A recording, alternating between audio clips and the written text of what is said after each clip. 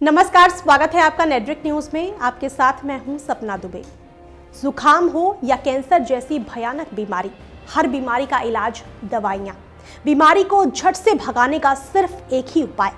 क्या आपने कभी सोचा है कि जान बचाने वाली ये दवाइयां भी अगर नकली या गलत सॉल्ट में आने लगें तो क्या होगा?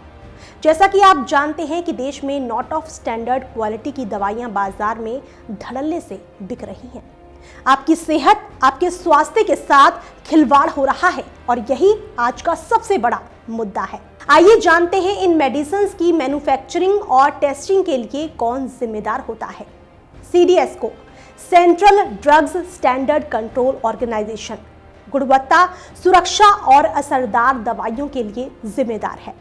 CDSCO में ही कार्यरत ADCI, जिनको नियुक्त किया गया साल 2016 से लेकर 2018 तक, जिनका मैन्युफैक्चरिंग एंड टेस्टिंग में कम से कम 5 साल का एक्सपीरियंस होना अनिवार्य है, जो कि इनमें से बहुत से लोगों का अनुभव नहीं है। क्या होगा अगर इन्हीं ADC के नियुक्ति में फर्जीवाड़ा और घोटाला होने लगे? क्या होगा अगर जिन दवाइयों को हम खुद को स्वस्थ रखने के लिए खाते हैं वही हमें और नुकसान पहुंचाने लगे और हमें बीमार करने लगे? एक ऐसा ही मामला नेटवर्क न्यूज ने पिछले साल नवंबर में उजागर किया था, जिसमें यह सामने आया था कि संपत नाम का व्यक्ति, जो कि रिटायर्ड UPSC अंडर सेक्रेटरी रह चुका है, वो ministry of health and family welfare निर्माण भवन का कर्मचारी भी नहीं था और एक दूसरे विभाग का IPC गाजियाबाद का कंसल्टेंट होकर भी वहां ना काम करके ministry of health and welfare निर्माण भवन में रिक्रूटमेंट, ट्रांसफर और प्रमोशन जैसे मुख्य फाइल्स देखता था। ऐसे उसके कई घपले थे जो कि उजागर हुए और JP नड्डा द्वारा सख्त कार्रवाई करते हुए उसे निकाल दिया गया था। उसी में से एक मामला हाल ही में एक PIL दिल्ली हाई कोर्ट में पहले सबमिट हुआ, फिर स्वीकार किया गया, जिसकी सुनवाई इसी 6 दिसंबर को हुई, जिसमें NGO ने जागरूकता दिखाते हुए कोर्ट को बताया कि 2014 अगस्त में ADCI assistant drug controller of India की पोस्ट के लिए भर्ती निकाली गई, जिसमें ऐसे लोगों को नियुक्त किया गया जिनके पास उनका न्यूनतम अनुभव भी नहीं था, जो कि रिक्रूटमेंट रूल के आर्टिकल 309 के अंतर्गत निर्धारित हैं।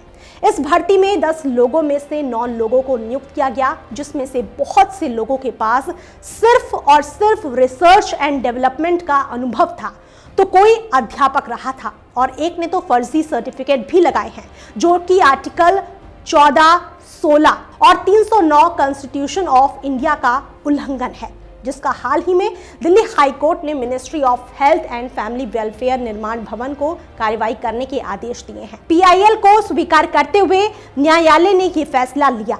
सूत्रों के मुताबिक मंत्रालय के ही किसी व्यक्ति ने UPSC जैसी बॉडी को मिसगाइड किया।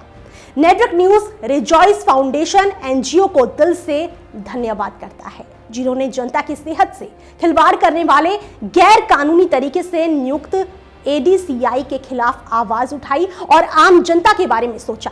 तो ये कई घोटाले के बीच में से एक ऐसा खुलासा किया गया। संपत जैसे ना जाने कितने सारे और भी हैं, उसने पता नहीं कितने घोटाले किए होंगे। उसके द्वारा किए गए सभी कामों की निष्पक्ष जांच होनी चाहिए और संपत जैसे लोगों को हटाने के लिए सख्त से सख्त कदम उठाए जाने चाहिए। अब आगे देखते हैं, ministry of health and family welfare निर्माण भवन इस पर अमली जामा पहनाते हैं या कोर्ट के आदेशों का पूरी ईमानदारी से और सच्चाई से जांच करते हुए झूठ का पर्दाफाश करते हैं और जनता की सेहत के साथ खिलवाड़ होने से बचाते हैं। फिलहाल के लिए इतना ही।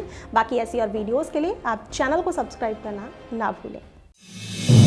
आप देख रहे हैं नेटवर्क न्यूज, साहस सच कहने